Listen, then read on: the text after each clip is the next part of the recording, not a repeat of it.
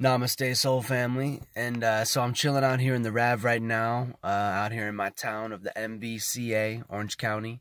And I'm chilling right out here underneath the Virgo full moon. So without further ado, I'm going to show you that moon and then I'm going to talk about it some more. So let's get to it, y'all. So I got the sunroof open here. Ooh, look at that. Damn, wow. Look at all those reflections coming off of it. Almost makes it look like there's something in the sky, you know, to reflect off of, for the light to reflect off of. But anyway, it's a pretty clear night.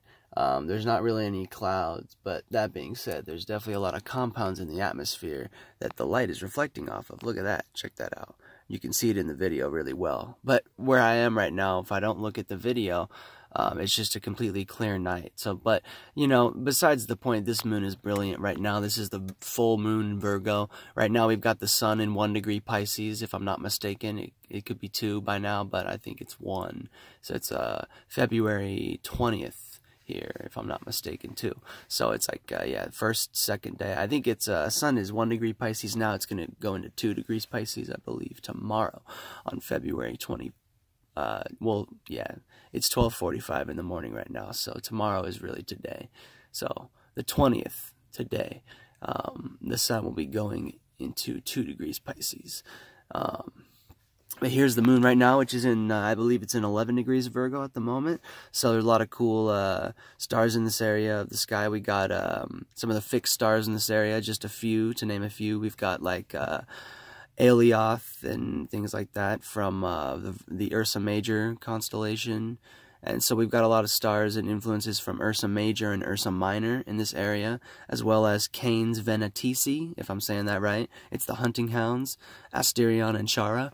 So we've got the Canes, the hunting hounds, and the 2 bears, and we've also got Draco and Hydra too, the water snake and the dragon. So the kind of like the yin yang of the higher manifestations of and the higher octaves and the higher dimensions of the reptilian beings or the reptilian energy.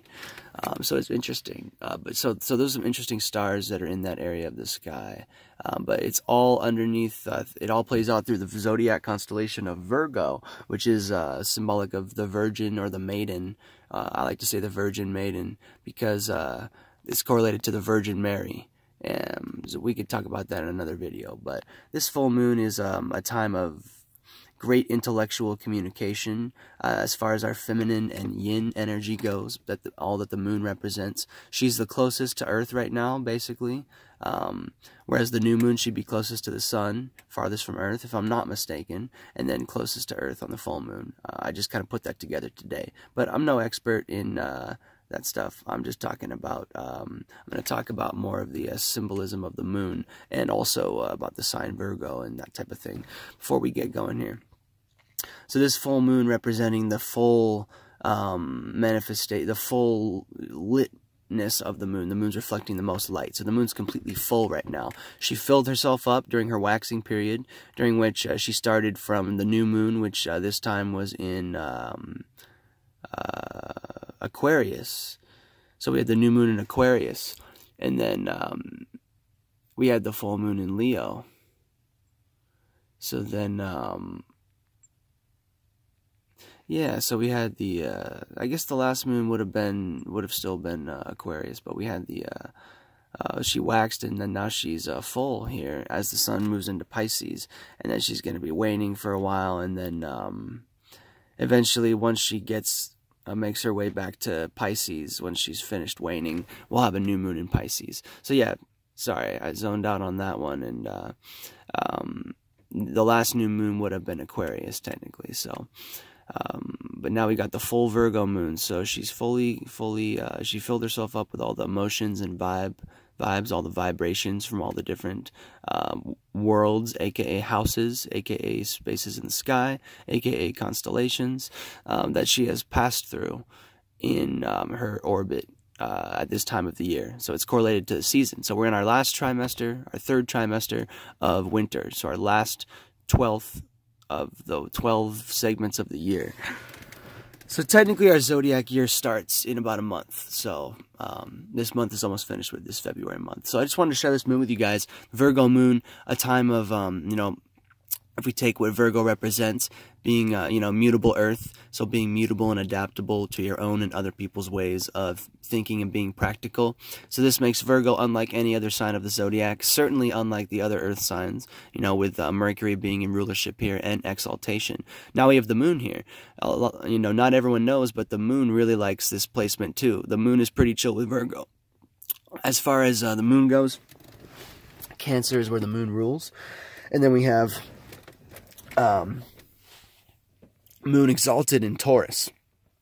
And so besides Taurus and Cancer, the moon also really kind of digs Virgo. It's kind of got that sextile action going on from Cancer, and it's got that trine action going on from Taurus as far as the aspects go between the signs. So the moon, honestly, you know, there's tales of the moon and really just everything like out of our solar system coming from out of Virgo. But specifically for this video, we're talking about the moon. There's stories of the moon coming out of Virgo, and that being her original exaltation, her original placement of heaven, her original heavenly placement. So, but now it's Taurus, you know, because of the way that everything has evolved over the last, you know, thousands of years, whatever, whatever it really is, man. But so this is a great full moon here, and yeah, the full moon, one way I've heard it put recently, which was a very interesting to me, from someone who is very scientifically minded, who is actually a Virgo, ironically. They talked about the moon being a positive charge to the Earth's negative charge. If I'm not mistaken, it could have been the opposite. I'm pretty sure that's what they said, though. The moon being a positive charge, or a positive, aka a positive ion, and the Earth being a negative charge, aka a negative ion, which makes a whole lot of sense. It's no secret the Earth is a negative freaking ion, so yeah, the moon's a positive ion makes a whole lot of sense. So, but the moon is full, it kind of takes away that positive ion, because the moon is right here next to the Earth, fully lit and fully illuminating us with the light from the sun, which currently is on the cusp of sensitivity. So we're getting all of this intellectual communication powers from Virgo, but stabilization, Earth-like powers from Virgo, but we're also it's reflecting the light of the sun, which is on the cusp of sensitivity, which would be Pisces Aquarius. So that's that cloud cusp, that fixed air and mutable water cusp, right? Aquarius Pisces. So so that's one interesting thing about this moon. So we're experiencing the way that's going to look is through that kind of dreamy cloud-like vision, where we're heading into Pisces, which ultimately represents dreamlike states and illusions. But Virgo, for now, being the partner sign of Pisces, you know, represents everything the opposite of Pisces, who would epitomize the right brain. Virgo would epitomize the left brain and represent the pure logic and the shape and form in a lot of ways of the shit. So here we go, man. Great full moon. We're almost 10 minutes here, so we're not going to go too much further in it. But the full moon basically, you know, apparently judges, you know, I hear that judges around the world will, quote unquote, you know, this is different in every case, but quote unquote cut you slack, you know, or at least take into consideration the fact that if it is a full moon, if there was a full moon the night a crime was committed, you know, the judges and the criminal justice system supposedly will take that into consideration because of the tremendous effects it has on this physiology of human beings.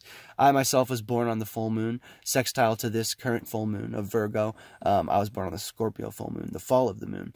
But this Virgo full moon apparently was the original exaltation of the sun. Interesting stuff. But now it's just like a great placement that shines bright for the sun. So we're getting all that communicative, stable energy from Virgo. It's really, really a unique energy. It can be very stressful for really anyone, but especially anyone who's not familiar with the energy.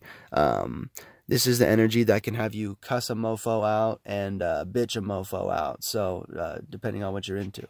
So, you know, Virgo is highly intellectual and creative. So yeah, man, I think we're going to cap it out there. Hope you have dug this video here. You can probably see me right here under the light of the full moon. There's a little bit of light, but nah, I'm just going to dig the moon here. So yeah, man, thanks for tuning in, soul family, subconscious community, star family, anyone around the world who's tuned into this video. Appreciate you tuning in. It's Nick here from Full Moon Fallen Astro Topics, and just bringing you this little video about the full moon. It's not the full moon fallen, but it's the full moon here, full moon in Virgo, February 20th, or from February 19th. It's technically the 20th right now, 2019. From MVC8, Mission Viejo, California, baby. Bright and sunny Orange County. Talk to you guys in the next video. Peace. Namaste.